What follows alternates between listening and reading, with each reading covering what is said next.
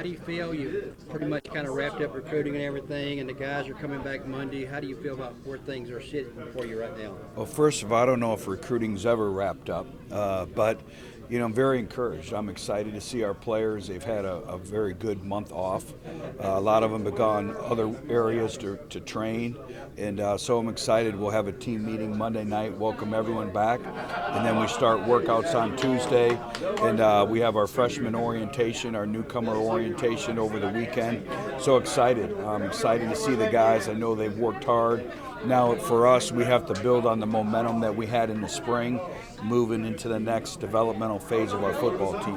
Will all your freshmen be here the first Yes. court? Okay. We'll have a couple individuals that may be 2 or 3 days late just because of late graduation at their high schools, but we fully anticipate everyone being here and ready to take summer classes and be a part of the summer strength and conditioning program.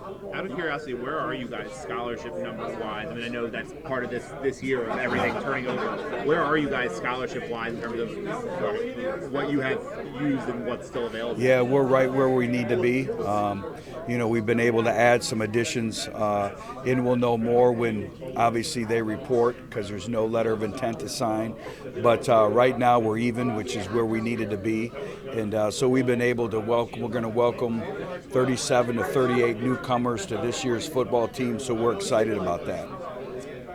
Obviously, spring is over with now. You've had time to go back and evaluate and reevaluate on top of everything. What were some of the bigger things that you saw out of spring that you feel this team really improved on that you think can help you this year? I think first of all, going into spring, we knew we had to improve our physicality. We had to become a much more physical football team.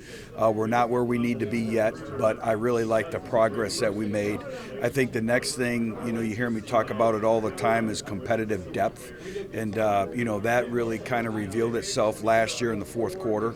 So I think we've been able to do that with the additions, and then obviously seeing where this freshman class is when they come in, and then just our overall style of play, and then just the fundamentals and details of winning football. And there's so much that goes into it. For a lot of these individuals now, it's going on year 2 of being in the same system. I think the other thing is the continuity because of, understanding now the terminology that they can play faster because they've done it over and over and over again. The new quarterback's in town. What does he bring to the team? Well, we'll find out.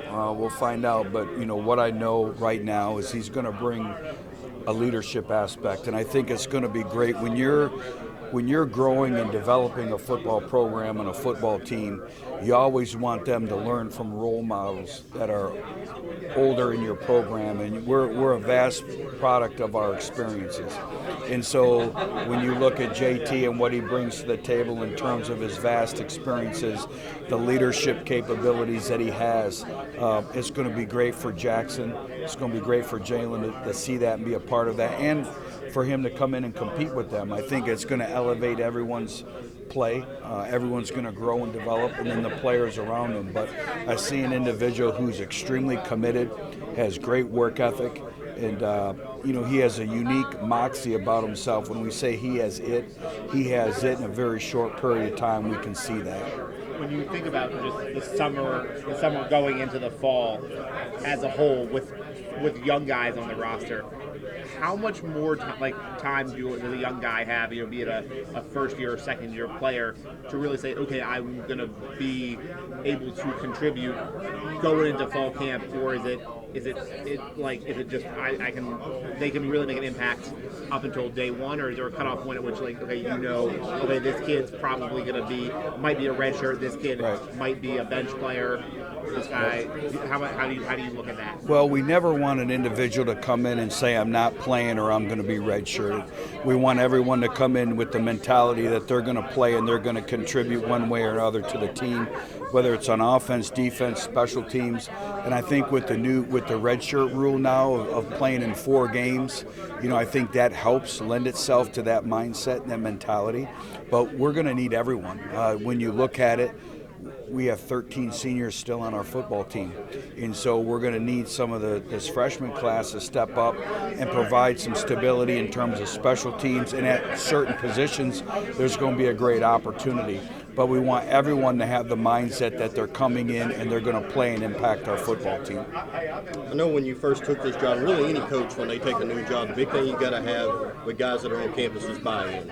And I know there's a lot of turnover year one, there's a little bit year two, but there were, as you mentioned, some guys that are coming back, some guys that have bought in. Talk about those guys and what that means to a program during a rebuilding process like this. It means everything, and it's all about, there's two types of teams. There's player-led teams and there's coach-led teams, and you need to be a player-led team, and we have that now.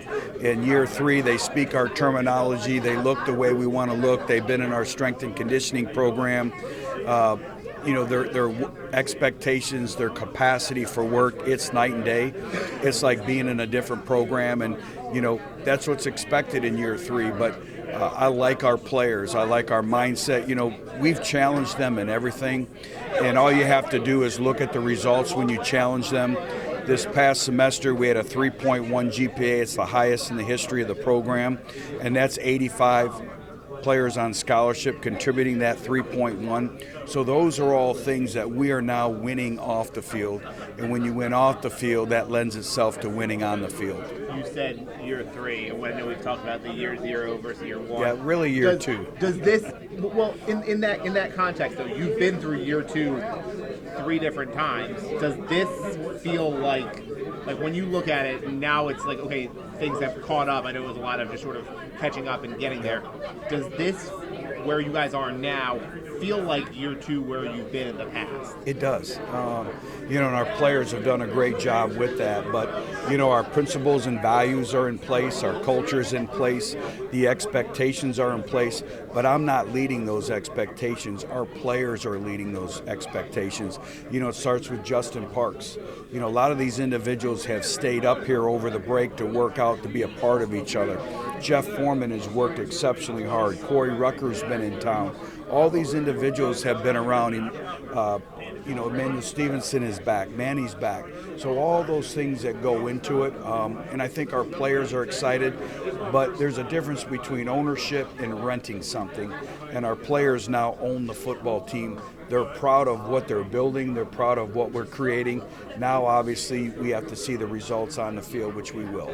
What's the biggest thing that this team needs to accomplish over the summer and in fall camp before first game? Good question. I think there's many things. I think our mentality, our toughness, our endurance to play in and play out, the mental capacity, the mental toughness, the strain, the effort that we expect on every single play, the style of play. I think the continued improvement on fundamentals and details, the overall discipline, and then the playmaking opportunity.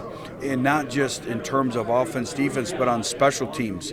We need to start blocking some kicks. We need to find out who our kickoff returner and our punt returner is going to be. So I think, again, when I said we have to continue to build off the momentum that we created in the spring, but I think as we continue to go, it still starts with toughness, building our endurance to be in our stamina to play winning football, play in and play out. We played winning football in the past in spurts, but we didn't do it on a consistent basis. So I think the overall level of consistency, continuing to grow our leadership, all those things that, when you look at a summer, this is where your leadership really starts to form.